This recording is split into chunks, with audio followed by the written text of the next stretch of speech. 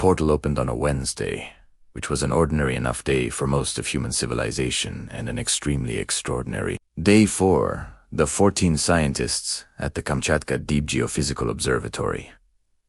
It did not look like a portal. That was the first problem.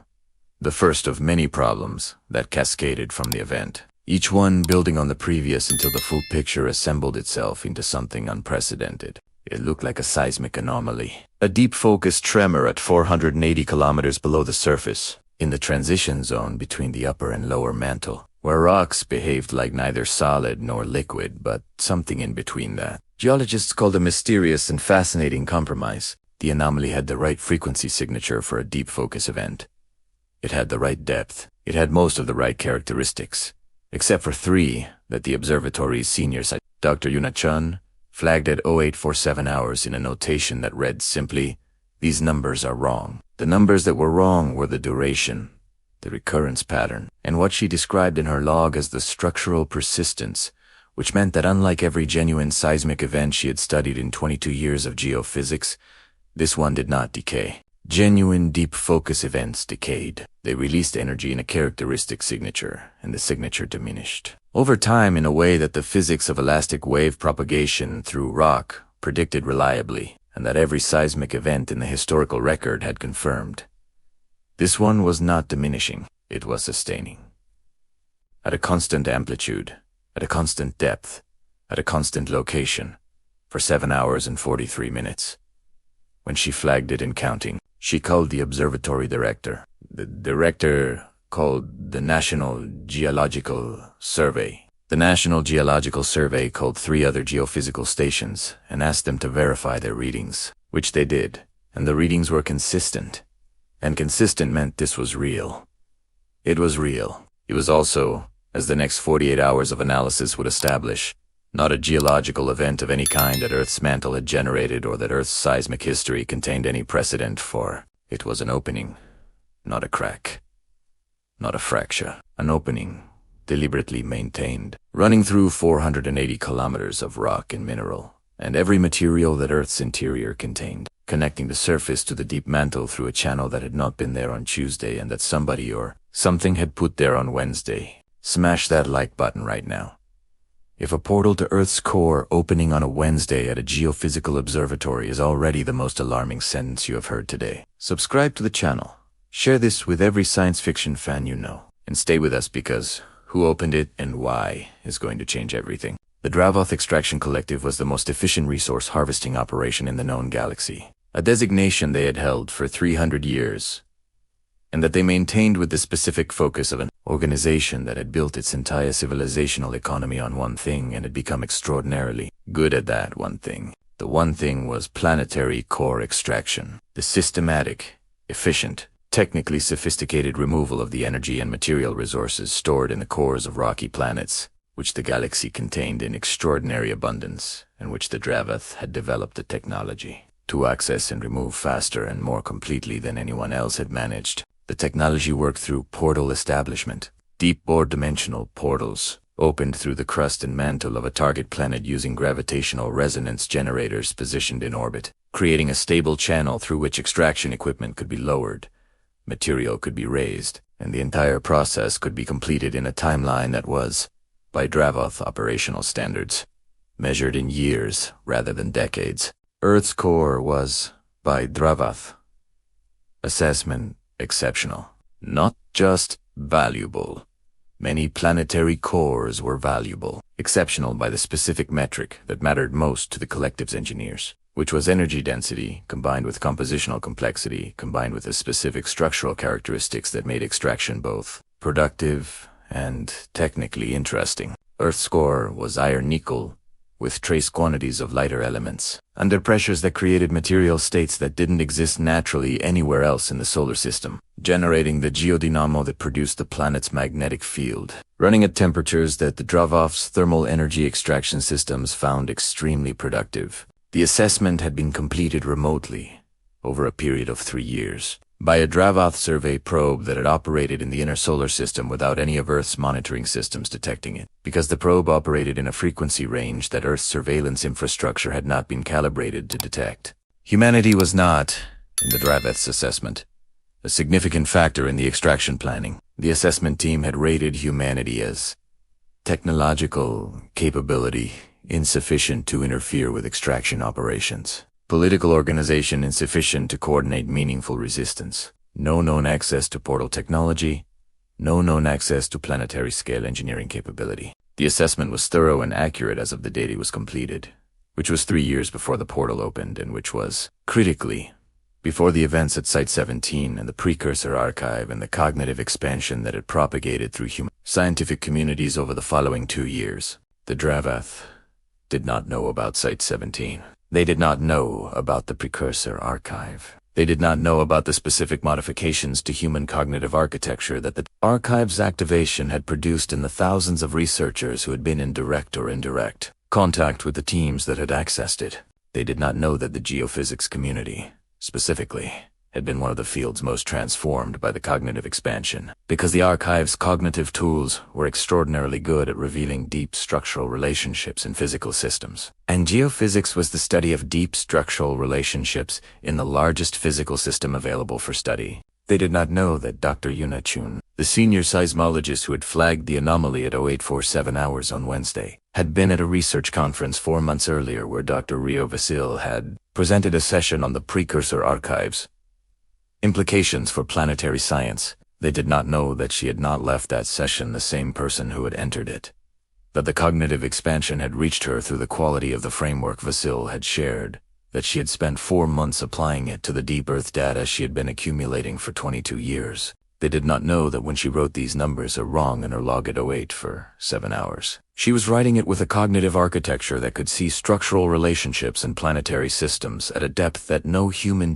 had ever accessed before, and that wrong meant something very specific to her that it would not have meant 3 years earlier. It meant, this is not natural. It means, something is doing this deliberately. It means, something is doing this to our planet. Like and subscribe right now, because Dr. Yunachun, flagging 3 wrong numbers, is about to become the most important geophysical observation in human history. Hit that share button and stay with us, because what she does in the next 48 hours is the beginning of humanity's entire response. The 48 hours after the initial flag were the most intense of Dr. Chun's professional life, and her professional life had included a pyroclastic incident in the Kamchatka field, 2 major earthquake responses, and the seismic event that had rearranged part of the Pacific Plate in a way that kept geophysicists excited for a decade. She assembled what she had: the 3 anomalous numbers, the sustained amplitude,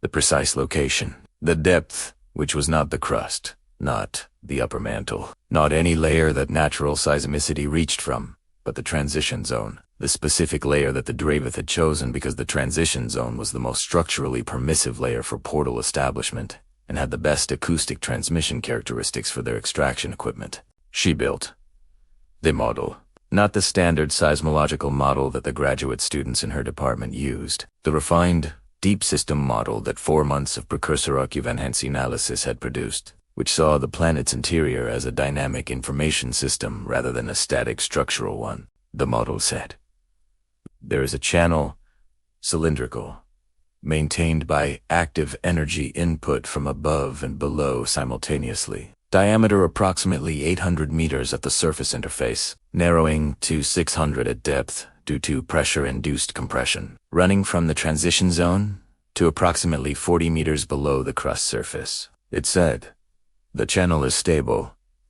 It has been stable since establishment. The stability requires continuous energy input of approximately the total output of a fusion reactor array. Something is providing that energy from outside the planet. It said, the channel is empty now, but the structural characteristics are consistent with extraction infrastructure and preparation for deployment. The channel has been built for something to go through it. Nothing has gone through it yet. The something is coming. She called Commissioner Okafor at 0300 hours, because she did not know who else to call, and Okafor was the human diplomatic contact who had handled the Site-17 events and who she had met briefly at the research conference where Vasil had spoken and who had given her his emergency contact, because Okafor gave emergency contacts to everyone who had attended that conference and had the cognitive expansion active. He picked up on the third ring, because O'Keffer always picked up on the third ring regardless of the hour, a discipline he had developed 20 years ago when he had decided that the calls at 0300 were usually worth answering. She said, "Someone has opened a portal to Earth's mantle. They're preparing to extract our planet's core. I have the model. I need to know who to give it to and how fast we can respond," he said. "Send me the model. I'm calling 3 people right now. Be ready for a briefing in 2 hours," she said. "Who are the 3 people?" At 084, 7 hours on a Wednesday morning, Dr. Yuna Chun wrote 3 wrong numbers in her log. She was a seismologist at the Kamchatka Deep Geophysical Observatory, and wrong numbers were not something she wrote casually. The readings were small anomalies, well within the margins of normal geological variation, but their pattern was wrong, in a way she could not immediately name. Not wrong enough to trigger an automatic alert, just wrong enough that she stared at them for 11 minutes before picking up the phone. 2 hours later, she was in front of Commissioner Okafor. The seismic signature she had detected, he told her, after the preliminary analysis was complete, was consistent with a very specific kind of event. The establishment of a dimensional portal in Earth's mantle, approximately 480 kilometers below the surface, a portal of the kind used by civilizations with extraction technology. A portal pointed directly at Earth's core. "Get me Dr. Vasil," Okafor said, "Admiral Nair, and the head of the Seoul Geophysical Engineering Division." His aide paused. "Do we have a Geophysical Engineering Division?" "We do since the Worldheart project began," he said. "Get some coffee." The briefing is in 2 hours. The Worldheart project had begun 11 years earlier, not in response to a threat, but in anticipation of one. It had been conceived by a planetary geophysicist named Dr. Ryo-san, great-great-nephew of the woman who had built the Quantum Anchor Network, who had inherited along with a family name a specific orientation toward threats most people considered too distant to worry about. Sato had looked at the galactic community. Humanita had joined and noticed something the diplomatic corps had not yet focused on. That species with portal technology existed. That portal technology had obvious applications to planetary core extraction, and that Earth's core was, by any measure of galactic resource value, exceptionally attractive. He had written a paper. It had been received with the polite skepticism reserved for theoretical problems, too large and speculative for institutional action. It had been filed. It had not been acted on, except by the Seoul Geophysical Engineering Division, a small research group working on deep Earth energy systems whose director had read the paper and called Sato the same day. That conversation lasted 4 hours and produced, over the following 11 years, the most ambitious planetary engineering project in human history. A network of deep-ore installations placed throughout Earth's mantle and lower crust, each one housing a generator system capable of producing a coherent electromagnetic field through the planet's interior. When fully activated, the network would interact with any external portal system in a precise and significant way. A coherent planetary electromagnetic field, generated at sufficient amplitude from within the planet, would prevent the stable establishment of any portal-type dimensional channel by continuously disrupting the energy balance portal stability required. Simpler. If you filled the planet with the right kind of field, you could not open a stable portal through it, and disrupting an active portal's energy balance was significantly more dangerous to the portal than to the planet. The project had been kept classified not because it was a weapons program, but because large ambitious projects with no immediate visible threat tended to attract the kind of institutional review that killed large ambitious projects.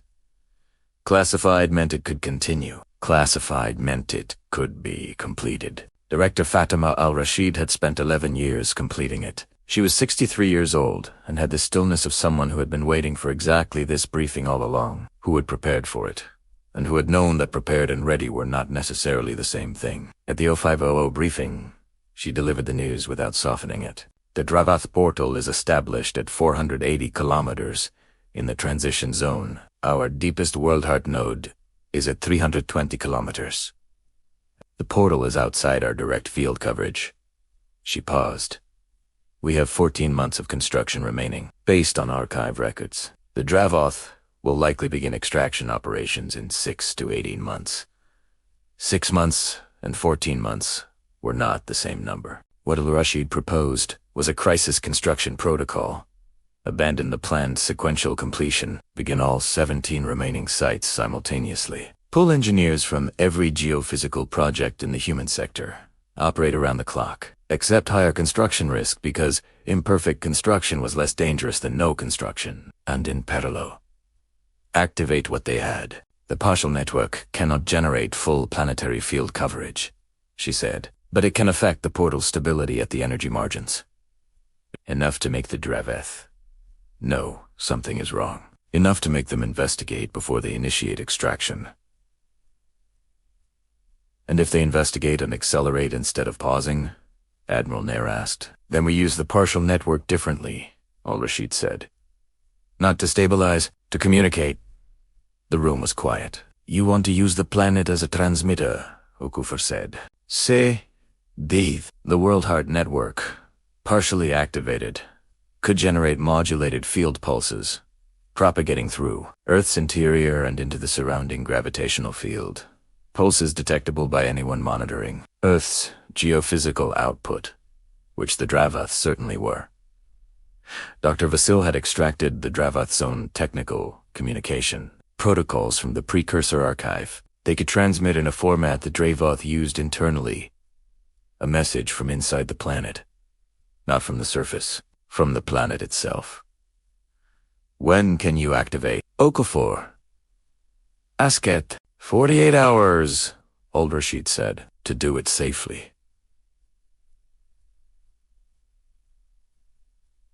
Do it, Adwar. 31 of the activation preparation. The Dravath's orbital array registered the first anomalies in Earth's geophysical output. Small ones. Within normal parameters, but wrong in exactly the structural way that Dr. Chun's readings had been wrong. Technically acceptable. Fundamentally off. The extraction coordinator overseeing the operation was a senior specialist named Cordval 37 Extractions. Deep in a career built on she ran the standard diagnostic twice, and then set it aside and looked at the data herself. With 3 decades of pattern recognition that no algorithm could replicate. Something is changing in this planet's interior, she told her team. Someone is doing something. She ordered a new capability assessment. The 3-year-old assessment had rated humanity as insufficient to interfere with extraction operations. The new assessment, completed in 6 hours, said something very different. The geophysical output of Earth over the past 3 years, and specifically the past 4 months, was consistent with deep installation activity at multiple distributed sites throughout the upper mantle. The surface civilization might have planetary interior modification capability at a level not previously accounted for. She authorized a delay and ordered a full geophysical survey with the orbital array's deep penetration instruments. Al-Rashid's sensors detected the survey at hour 4. They're looking at us, she told Okafor. We have approximately 4 hours before they understand what they're seeing. We need to transmit before they finish. Activate. We need 2 more hours of prep. You have to. At hour 48. Exactly. 34 Worldheart nodes activated simultaneously throughout Earth's upper mantle and generated a coherent electromagnetic field that the planet's interior conducted and amplified. The field was modulated, pulsed in the specific pattern Vasil had extracted from the Dravoth's technical communication protocols, carrying a message in their own notation, transmitted from inside the planet they had been quietly preparing to harvest. We know what you are doing. We have the capability you see in your survey data, and we have more that your survey cannot see. We are requesting communication before operations proceed. We are requesting this through your own communication format to demonstrate that our knowledge of your presence is not incidental. This is not a threat. This is a request. We are capable of escalating to threat if required.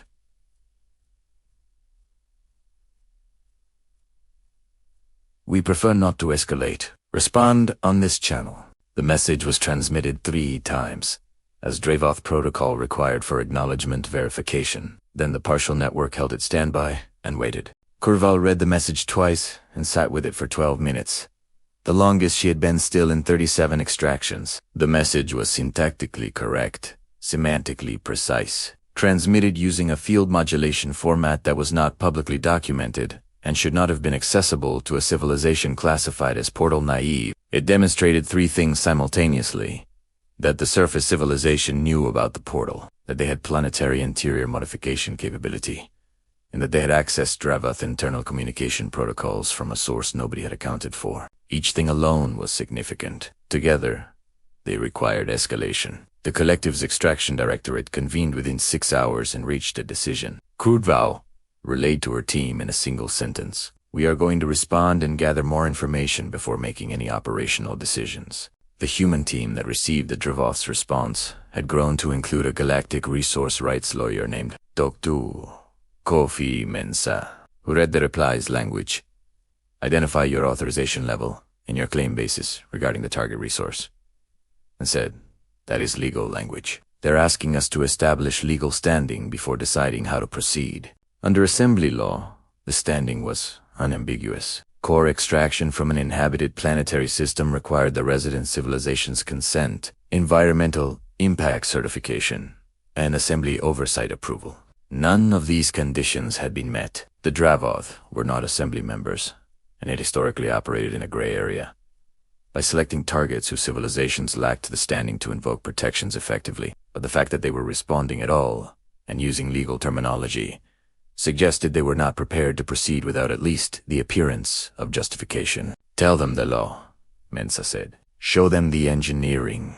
Give them a reason to comply that is both about what they should do and about what happens if they don't." Al-Rashi activated 12 additional nodes, bringing the partial network to 46 installations, and generated a field pulse targeted specifically at the transition zone where the portal was established.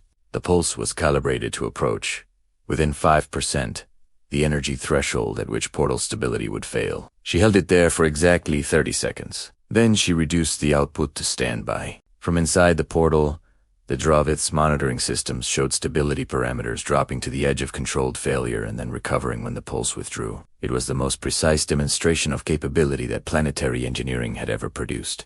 Kurdval's technical team wrote their assessment in the professionally calm language that Dravath operational culture required regardless of personal experience. The assessment said the field generation was clearly deliberate and clearly controlled.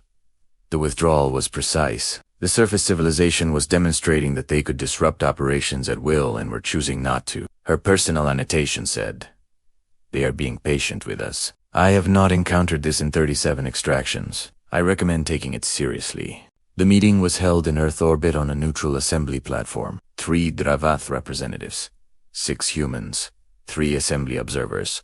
Kurdval opened with an unusual statement for a resource dispute negotiation. "Our assessment of this target was completed 3 years ago," she said.